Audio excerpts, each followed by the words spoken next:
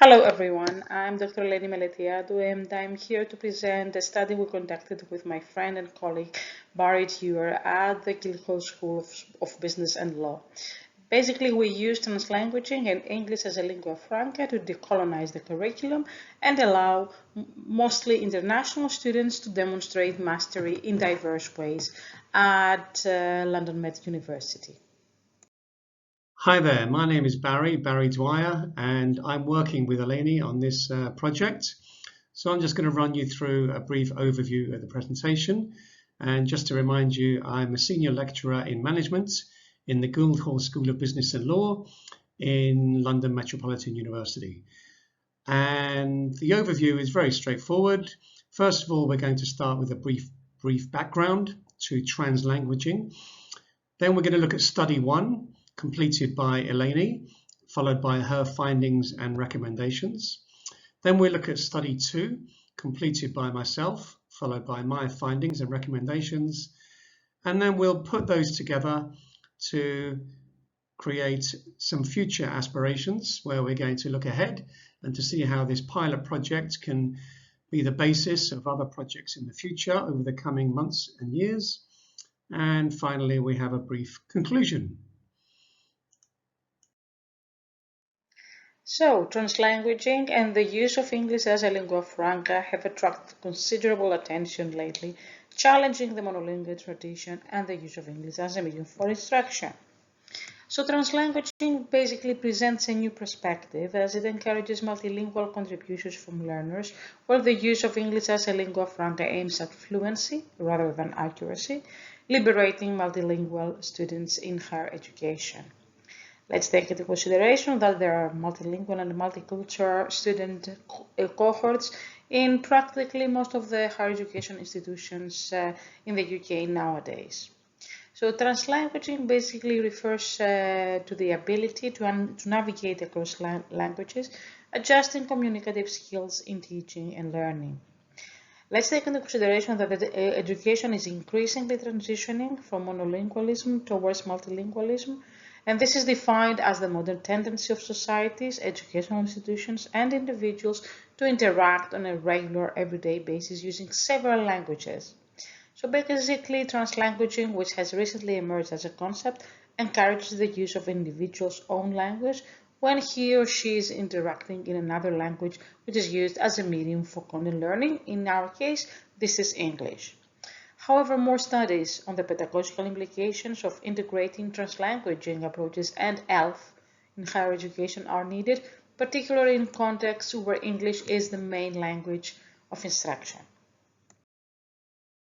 Let me present the first study. So in terms of the first study, there was one lecturer who used translanguaging and ELF in terms of a level 6 module, which was called Managing Change and Innovation. This was an optional module, and there were both international and local students attending this module. The same lecturer also implemented these two approaches in terms of a level 4 module with 79 students. Again, students were encouraged to use their native language when they interacted with each other, but they had to prepare a presentation in English. So students were given the opportunity to interact with their peers in any language they wanted. That is, they could use, for example, words from another language so that they could understand the task instructions, they could negotiate meaning, they could exchange ideas freely. So in terms of this study, students oral skills, presentation skills were first assessed at the beginning of the module, and then towards the end when they presented their own presentation. Let me now discuss the findings of this study. So preliminary findings showed that students improved their presentation skills by almost 20% in one semester in both modules. It was less in the module in the level 6 module, which had less students, and then there was greater improvement in the level 4 module, in which we had more students. I think that the number of students played a role in that, as students were able to interact in different groups, and there were a variety of students they could work with.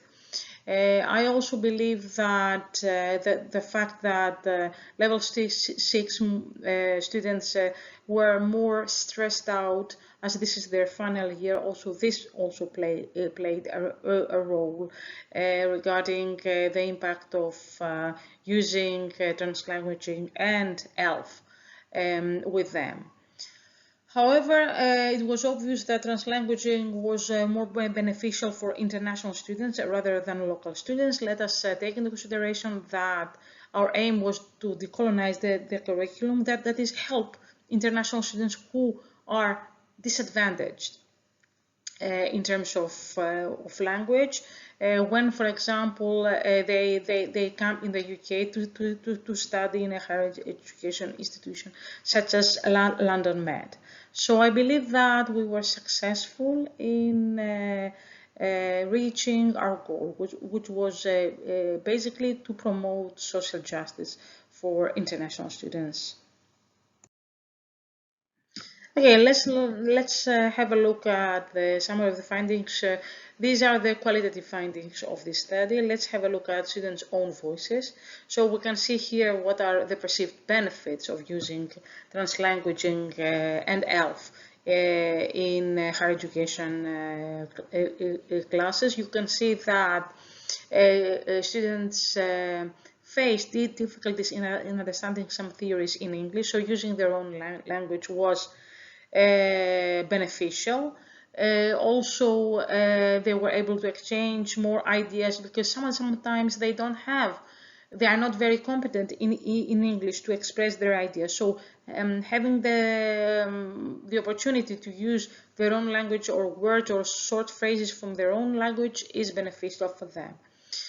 Also, it was helpful for both native and international students to interact with peers from other cultural backgrounds. These are students that are preparing themselves to become business managers. As business managers, they have to lead and also work in terms of intercultural and in terms of multicultural and multilingual teams. So this is a good way for them to develop their professional skills. But of course, there were challenges. First of all, time. This was a new approach. The students didn't have the time and the opportunity to use it many times.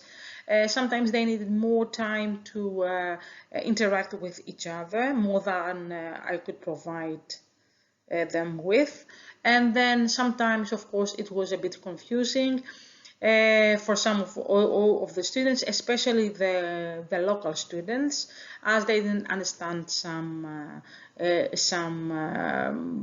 the phrases or words that their peers were using. But again, this is something that they are going to face in the future. So I think they need to some sort of preparation now that they are studying.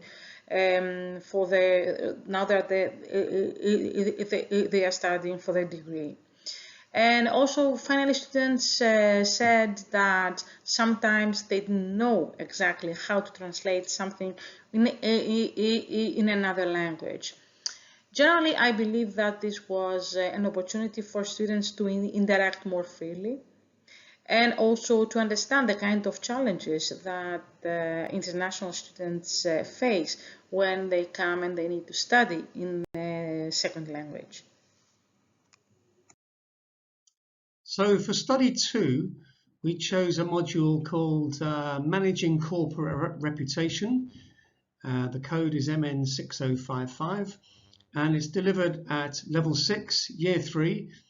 It's an option module, so it feeds into a number of different courses: BA Business Management, Business Management with Marketing, plus it also feeds into a number of advertising, communication and marketing courses as well. Plus it's often taken by students who come to us in the spring semester on the Erasmus exchange program. So it's delivered by one lecturer, myself. during the spring semester 2022, and it was face-to-face rather than online, which of course we're all happy with, I hope. I certainly am. And it was a medium-sized module with 19 students at level 6, year 3, and within the group we had 8 different native languages. So the findings of the performance of the students. The findings of the performance did not significantly improve their presentation skills or their assignment performance. We cannot make that statement in this module, in this study. Although the average grade from assignment 1 to assignment 2 did increase by 2%, but there's no direct correlation between that small increase, which is negligible, and the translanguaging that we encouraged and observed. But it is good to see a small increase from assignment 1 to assignment 2, nevertheless. But what we did find was that the translanguaging appears to be more beneficial to the international students rather than the local students. And we say that because of the feedback that we asked the students to compile. We asked them to complete a questionnaire at the beginning of the module.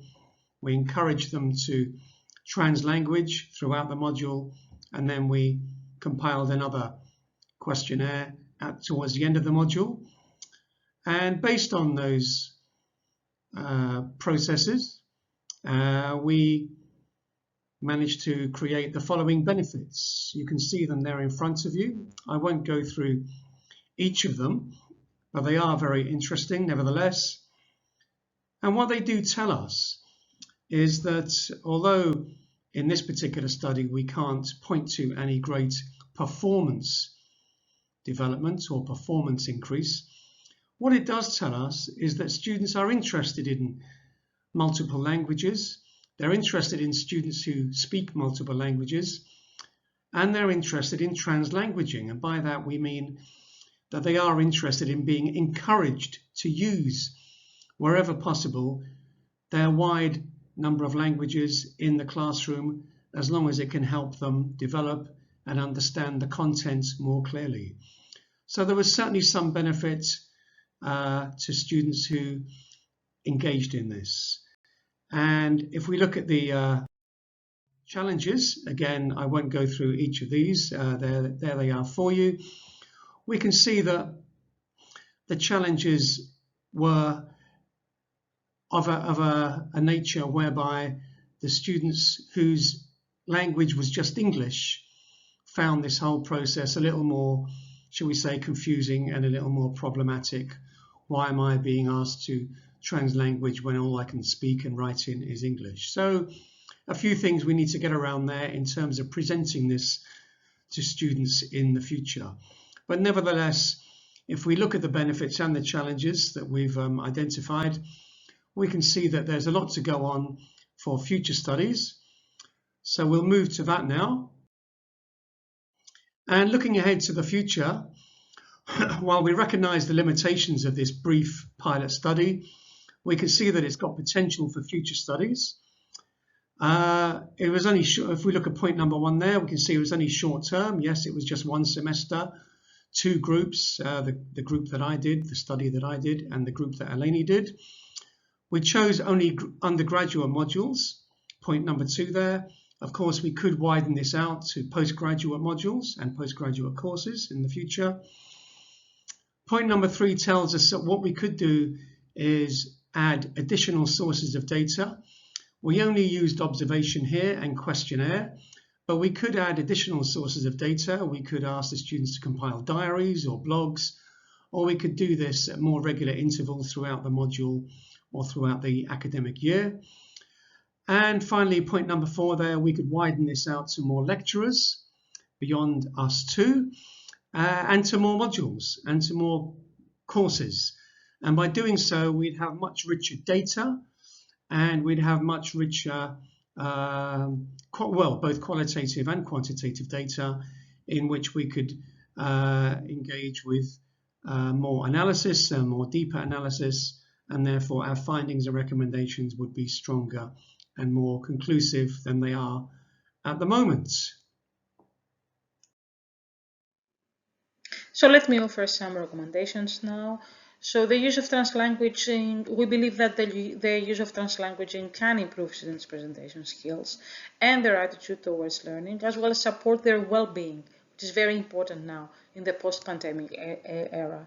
Our findings also speak to the power that anxiety holds among learners, especially international students, and provide further evidence of the ability of translanguaging to alleviate some of this stress and increase in interaction. We believe that higher education institutions should consider training their staff to help them adopt these practices more widely, because their consistent use by educators can increase multilingual students' which comprehension, and let's take into consideration that multilingual students are the majority in many higher education institutions in the UK and worldwide. The consistent use of translanguaging and ELF can support their students' language and academic development, and finally it can also encourage their socio-emotional well-being. So we would like to thank you for your attention. Please don't hesitate to contact us if you would like to ask any questions, or if you are interested in adopting these two approaches in your classes. Thank you.